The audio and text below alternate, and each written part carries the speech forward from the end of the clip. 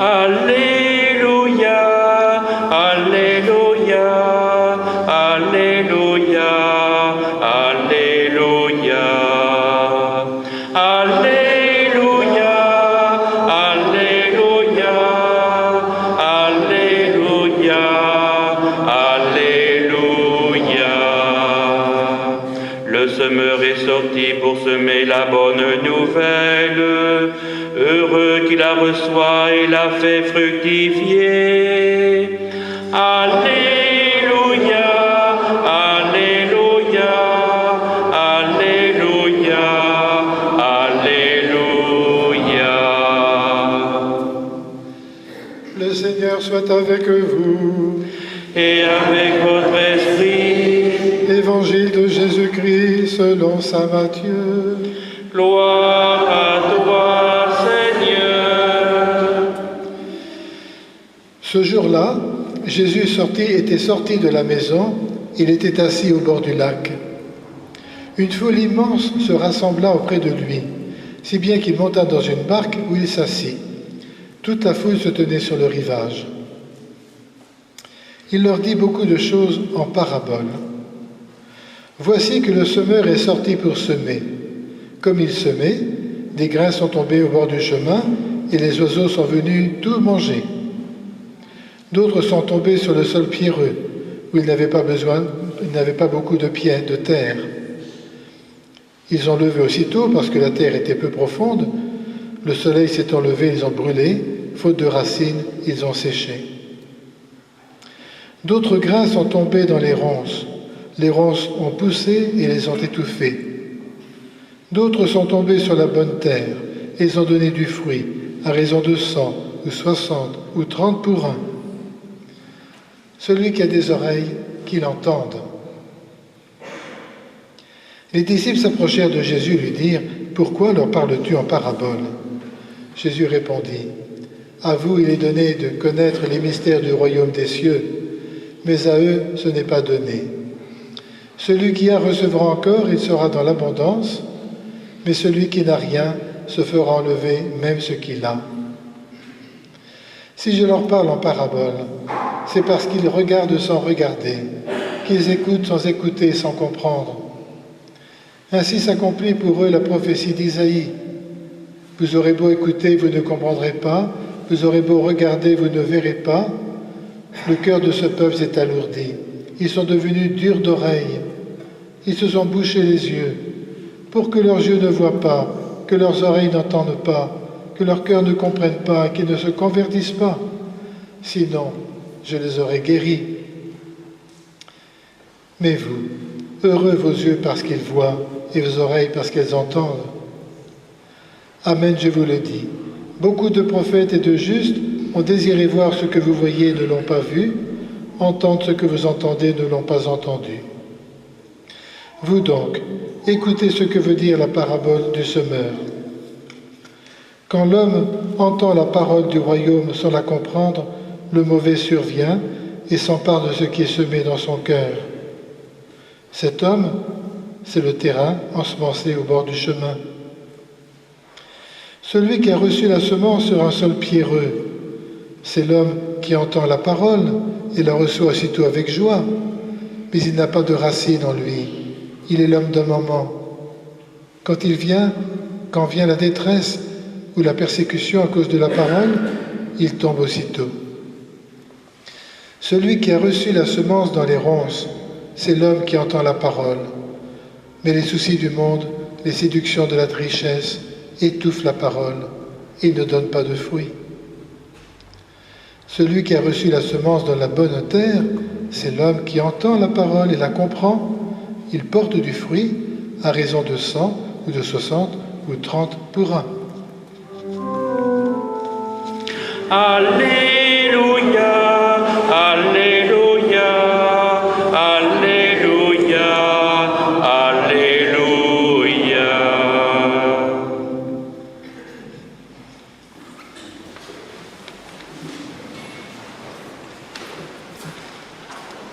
Je dis ça pour les plus jeunes qui sont là parmi nous.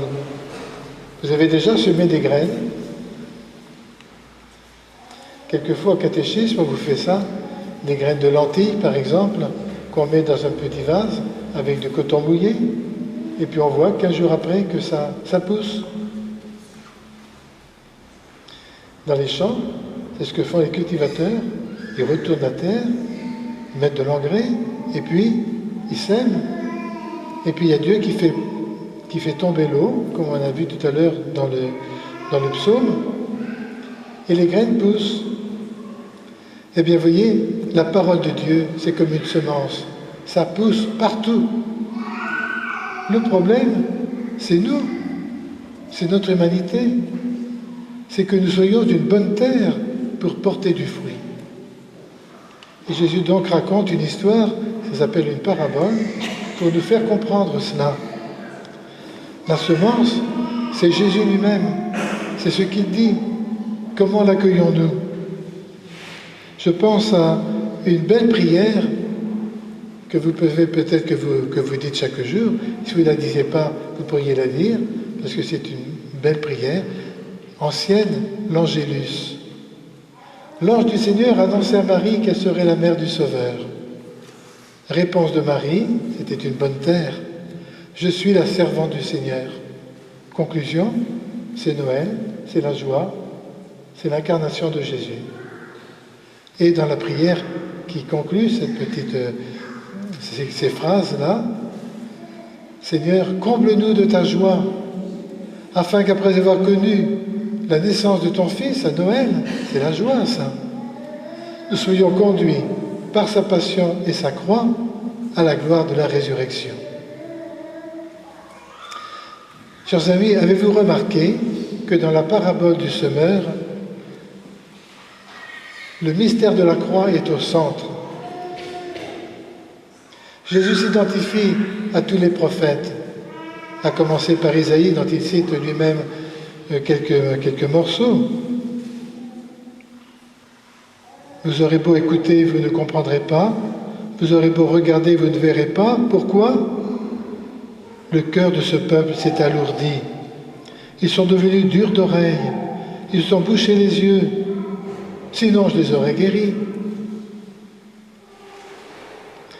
Jésus s'identifie à tous les prophètes d'hier, les prophètes d'aujourd'hui dont nous sommes, car nous avons été baptisés, prêtres, prophètes et rois. Prophètes.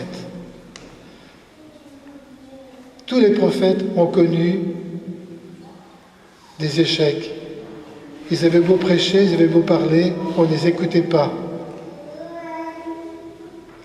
Jésus fait la même chose. Il n'est pas accueilli, il n'est pas reçu. Le cœur de ce peuple s'est alourdi. C'est ça le mystère de la croix. On dit des choses qui nous semblent tellement importantes pour trouver le chemin du bonheur, et voilà qu'on est contesté. Voilà qu'on se moque. C'est ça la croix. Et tout prophète d'hier et d'aujourd'hui connaît la même sort, un sort crucifiant. Et je voudrais, entre parenthèses, vous faire remarquer la délicatesse de Dieu, la délicatesse de Jésus vis-à-vis de nous.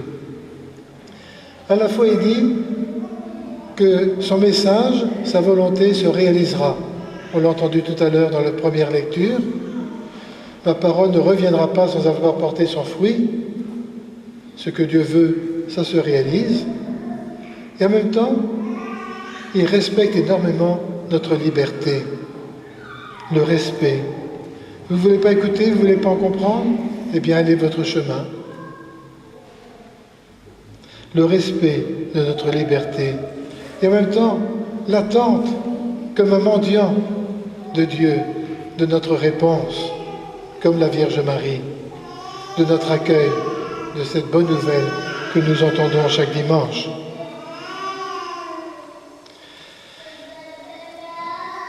Avant-hier, nous fêtions un grand moine, Saint Benoît.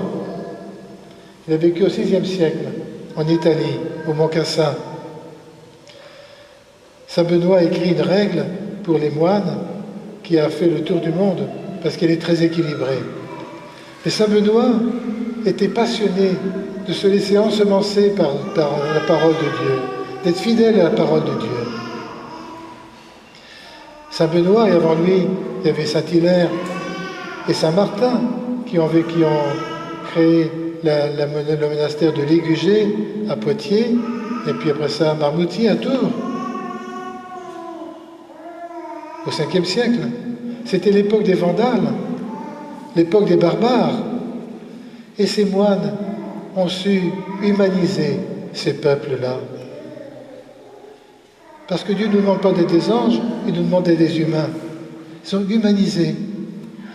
Saint Bernard, qu'on a fêté le jour de la Pentecôte, il y a un mois, avec le 900e anniversaire de l'abbaye de Thiron, lui aussi a semé partout des monastères, spécialement dans l'ouest de la France et jusqu'en Écosse. La parole de Dieu a porté du fruit.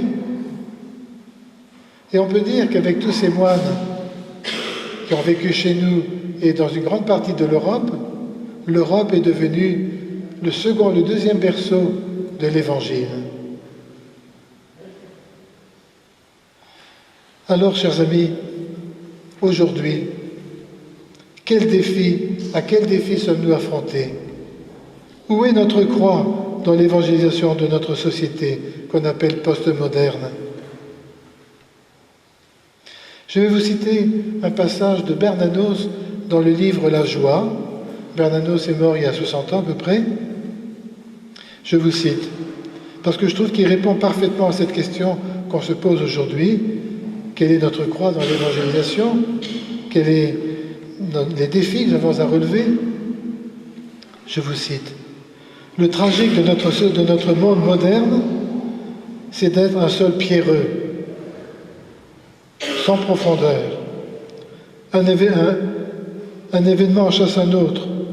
Nous vivons en courant à la superficie. Le prince du mal nous disperse.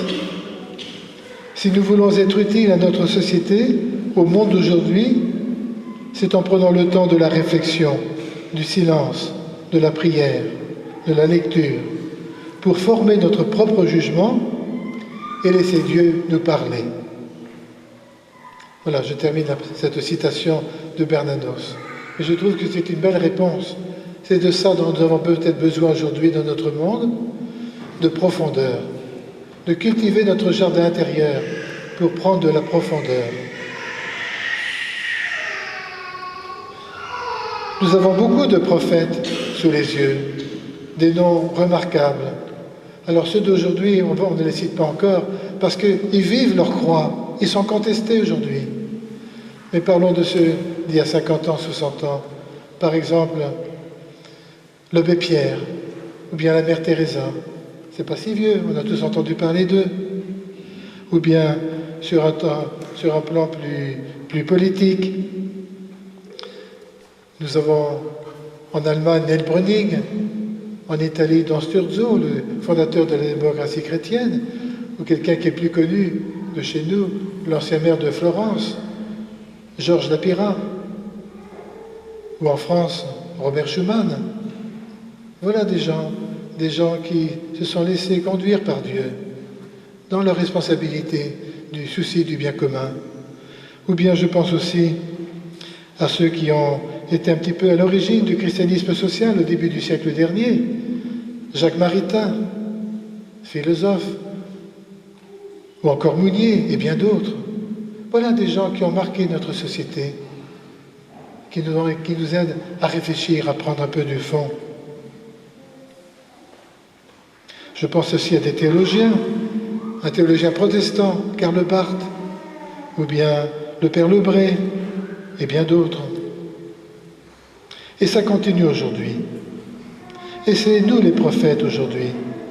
Nous pressentons bien qu'une nouvelle civilisation mondialisée se profile et qu'une aspiration profonde, comme une femme qui doit enfanter, dit saint Paul, attend d'être libérée de ce qui rend esclave, de ce qui nous dégrade.